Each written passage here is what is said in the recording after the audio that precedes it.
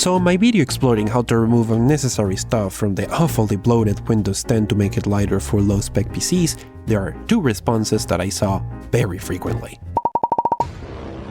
Number one was to just install Linux. Look fellas, I'm all for ideologically supporting Linux for gaming, and I'm glad of how good it is getting, but while you can do this with reasonable performance on Nvidia or AMD GPUs, the Intel HD experience is not very good on my personal testing. On low-end devices, the performance penalty was a bit catastrophic. I have heard there are ways to improve this, I'm looking into it and would love to make a video about it. Number two was just to use Windows 7, which, alright, it still gets somewhat updated drivers, and most of the necessary software works there, as well as pretty much all of the games. But it is quickly coming to its end of life, and now it's not a very good moment to use an OS that has no security updates. But if you're committed to using this venerable version of Windows for gaming for whatever months it has left, then sure, it makes sense.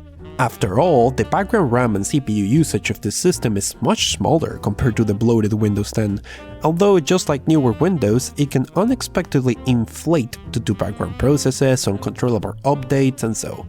Lucky for you, Windows 7 is significantly easier to tweak for performance than its younger brother, so there's a big amount of easy-to-do things that you can do to minimize resource usage, which can be extremely useful when using a dual-core or low-end CPU, or a combination of little RAM and an integrated GPU.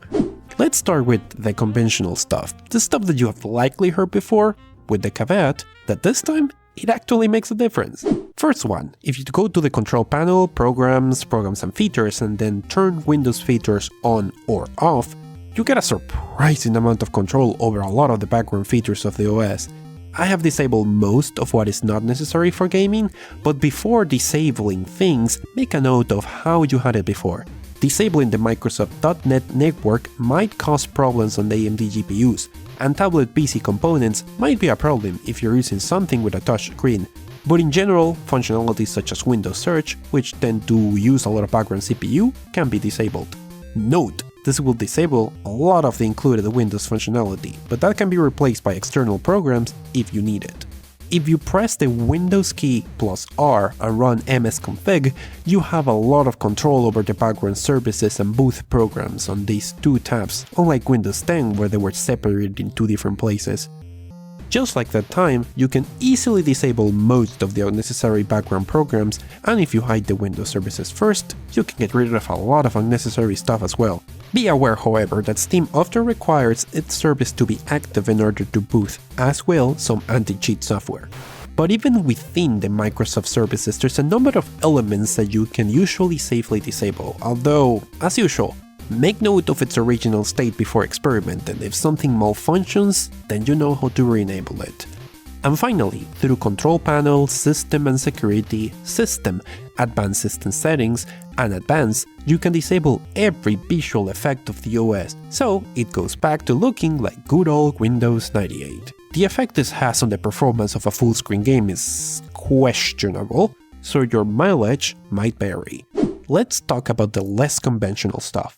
While I'm still very much a fan of the outdated script that I recommended on my Windows 10 video, a number of people have recommended Transcript. Transcript is a community-maintained set of scripts that automate the process of cleaning, disinfecting, and debloating Windows 7. The effect of a large part of the script is arguably lost on a fresh install, but its debloating effects are kept updated by the community and are still very useful. It supports anything newer than Windows XP, so you can expect to see it in a future Windows 10 debloating video, and even though the download that you can find in this subreddit is a bit large, it is self-contained and very easy to run.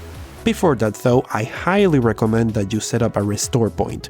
I made the same recommendation on the last Windows 10 video, and a lot of people were distraught that the debloating script was not reversible.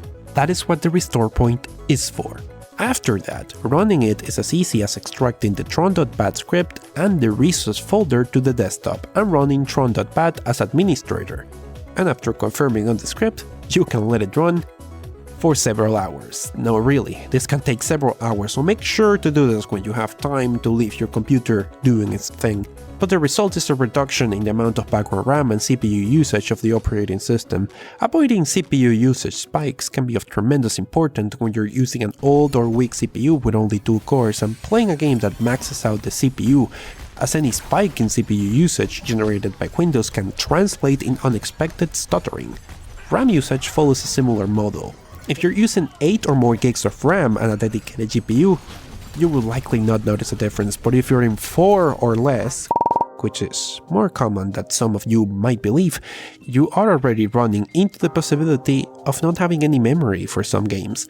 Add to that an integrated GPU must use part of your RAM as VRAM compared to a dedicated GPU which has its own separate VRAM, and you get to a situation where every free megabyte counts. And considering that even after deep loading it was rare to see Windows 10 using less than 1 gig of RAM, the resulting Windows 7 is really good, and makes me unhappy that Windows 7 is going out of support soon. So as a way of testing the results, I put together a test PC which consists of a Pentium G3260, a cheap Haswell non-hyper-threaded dual-core with 4th generation Intel graphics and no dedicated GPU, paired with dual-channel 4 gigs of RAM. And this setup, which someone in the comments is still inevitably going to call too powerful, is going to be running Overwatch. This game is very appropriate for this testing for several reasons. It is extremely GPU optimized, so using the lower internal resolution it can usually perform very well on somewhat modern Intel HDs, but its multiplayer team nature often makes it a bit heavier on the CPU side, and it can struggle a bit on dual cores. And on Windows 10 with an integrated GPU, it nearly maxed out and occasionally overflowed the 4 gigs of RAM. Now, on deep-loaded Windows 7, first with a 30 FPS lock, the game is capable of running very well during my entire match. There was only one CPU usage spike that led to performance issues, and it was in one of the most intense moments of the entire match, so it's pretty acceptable. Considering how I'm used to this game destroying dual-core CPUs, this is a fantastic result.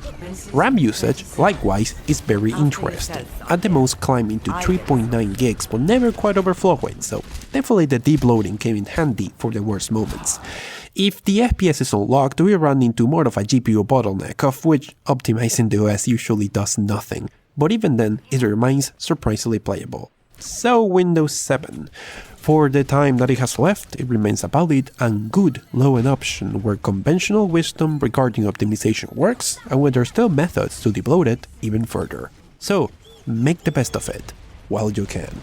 Thank you for watching, and thank you to Ulias and FailFusion from the Lowspec Gamer Discord for providing Nitro to my account. Sorry that I forgot to mention you in the last video.